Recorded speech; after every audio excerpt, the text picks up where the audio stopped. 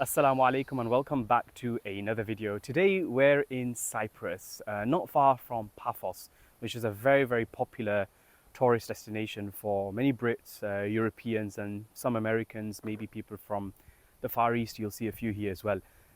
But in any case, we've come here to Cyprus, to this Mediterranean island, to explore this amazing piece of heritage, the abandoned mosques of Cyprus. Now we're going to start right here in this small village known as Fasula, and I want to show you guys the first abandoned masjid that we have come across. This is one of the most bizarre sights that I've ever come across, because I've never seen a masjid abandoned. I've seen it maybe after it was demolished or something in a war zone, but this has just been left abandoned, and I'll explain why and how this has happened. As you can see, the roof, and if we go inside, you can actually see the state inside. Check this out here. Allahumma aftah li abwaaba rahmatik. I still cannot help but consider this a masjid. We were just standing here a little while ago, and we gave the adhan, alhamdulillah. As you can see, it's an Ottoman design mosque, so you've got, this was near the mihrab, mimbar, and that was where the imam used to stand. This, the imam used to climb up this way here for Jummah khutbah. Just look at the windows, it's completely demolished, vandalized, I presume, and the door is right here. And this part here is where the imam used to go, or the muadhin used to go, sorry, to go all the way up to go and give adhan. There's a load of birds in there. But have you ever seen something like this before? This is one of the strangest yet, it's really quite sad to see this. I've never quite come across anything like this before, and I would have never thought that Cyprus was home to not only some of the most magnificent mosques, but also the most magnificent yet abandoned as well. So I'm gonna drive away from here towards other villages. I'm going to show you some other mosques, abandoned mosques, and I'll also try to show you some of the more vibrant mosques as well. People do attend. But yeah, this is the last sight of the minaret. As you can see over here, imagining the imam would have stood right at the top, and I will tell you how this has happened. So we've come to another very sleepy village here in Cyprus. We're heading towards Larnaca, so we've got like an hour left. So along the coast, but here, look at the amazing view of the countryside, and this is the Avdimu Mosque, I think it is. And it's actually, it looks like it's been done up over the years, but it definitely is empty and abandoned and not in use as far as I am aware. But amazing architecture, the minaret right over there. A very quiet, sleepy village. Doesn't matter what time you come, it's really quiet around these areas, in these small villages of Cyprus, especially south of Cyprus. And here's some kind of proof that Muslims have been here for a while. Behind me is graves. Assalamu alaikum ahl al-diyar min al-mu'mineen wa inshallah bikum lahiqun. Nas'alullah lana wa lakum al-afiyah. This Avdimu Mosque here, you can see that the dates here, 1934 to 1964. Zeka Adil. And this one, 1922, I don't know if it's that clear, to 1964. So 1922 to 1964, this person was 20, 40, 30, 40, 50, 60, so 42 years old, passed away. And this person here, 34, 44, 54, 64, 30 years old, passed away here. So may Allah have mercy upon them. But Muslims have been here in Cyprus since 1500s. So this shows you some of the most recent deceased buried in this mosque, in this village. So we're here at our next site in Cyprus, South Cyprus. This is another abandoned masjid. This area is known as Monogia, it's a village as well. And what's really interesting, this is known as the Monogia Mosque. And what's really interesting is that associated with the mosque, you'll always find like parks and recreational areas, which is really interesting. Anyways, the reason why there's so many abandoned mosques in Cyprus is because in 1974, there's always been Greek Cypriots and Turkish Cypriots here in Cyprus. So there's always been harmonious living, coexistence between Muslims and Christians. There's even a synagogue, I think, here in Cyprus. But anyways, in 1974, an agreement was already made in 1960s that the Turkish and Greeks can live together, no issues whatsoever.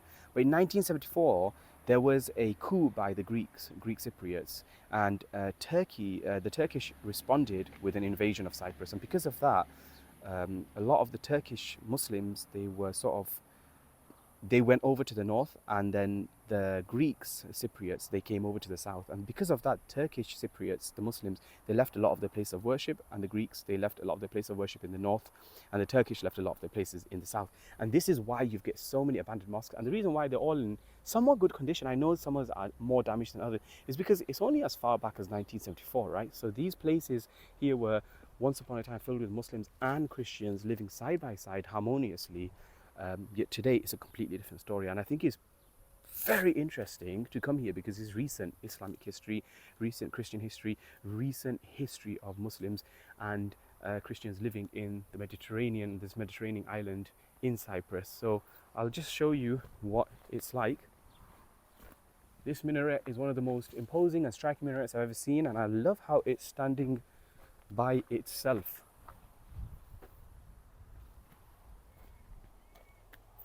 So if you come over here, you'll be able to see this is not as badly damaged as the first one that we went to. They're usually always locked. The other one was not. So you can imagine kids coming here, and these places were madrasas as well. They were schools of learning, educational establishments. Masjid Hazrat Umar Farooq. Maybe that was the actual name. And you can see 1923, 1973. Not sure what that means over here.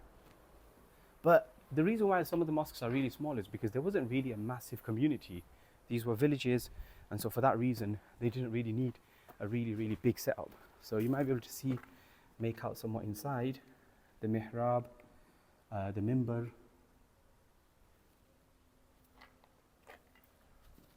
and the sleepy village. And this is where the Imam used to go all the way up to go and give the adhan over there.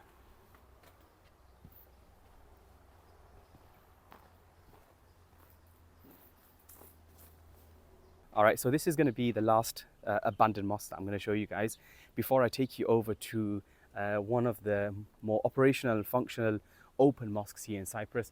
This village here is known as Coffee Nu, I think it is, and it's not too far from Larnaca.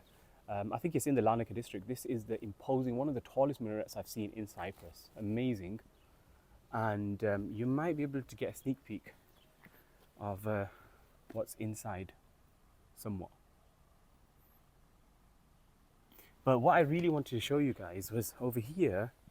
From over here you can actually see the wudu area just over there.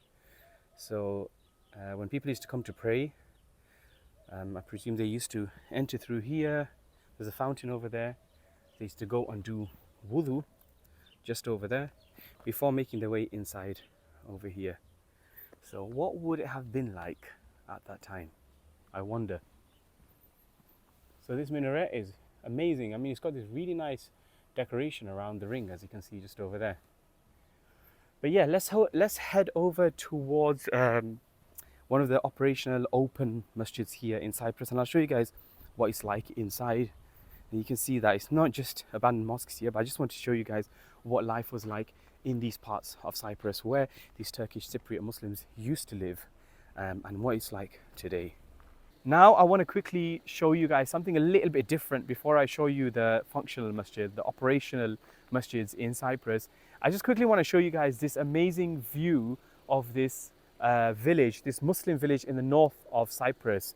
So we were right at the north of Cyprus, and this here, as we're driving past, this is a small Muslim Cypriot, Turkish Cypriot village, and you can see a masjid there, fully operational, open as well, and there's a vibrant community of Muslims in this area, and you can see the Turkish flag flying and the northern Cypriot, Turkish Cypriot flag over there as well. But as the sun's setting, just an amazing view I wanted to show you guys, which really shows you what things would have been like in the south of Cyprus. This is the north, Turkish occupied.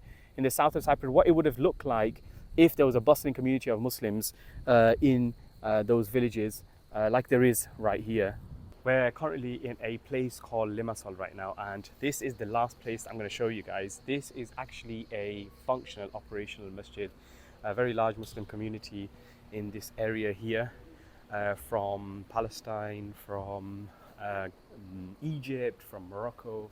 And this is the masjid here. This place is Friday right now. This place gets absolutely full here. There's a car park over there, and I'll show you guys the masjid inside.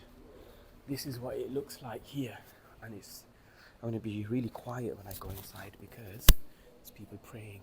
But Assalamu alaikum. This is what it looks like on the inside, and it is ever so refreshing to walk inside a masjid and to see it open with Qurans and the mics, as you can see over there, people praying. The ladies section over there, it's nearly Asr time. The adhan will be going off in a little while, and then you've got the stuff that you can wear here when you walk in, a little donation box. What a difference, subhanallah. Books over there. And after having seen the abandoned mosques and then coming here, shoe shells, you really appreciate these things. There's a wuzu khana over there, as you can see, the wudu area. You really appreciate the masjid so much more. But yeah, this is Cyprus for you.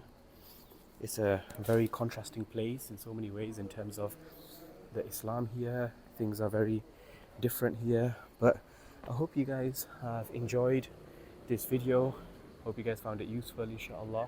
Amazing view of the minaret. Anyways, this masjid here, locals tell us that it's people from Crimea actually came here. Crimea, I don't know if you've ever heard of that place. Some say it's Albanians. In 1800s it was built, this masjid. And then in the 1900s, the masjid was actually refurbished and modernized. As you can see, they built on top. It was a small masjid at first. But Limassol is a very underrated area. Like I said, so many Muslims here.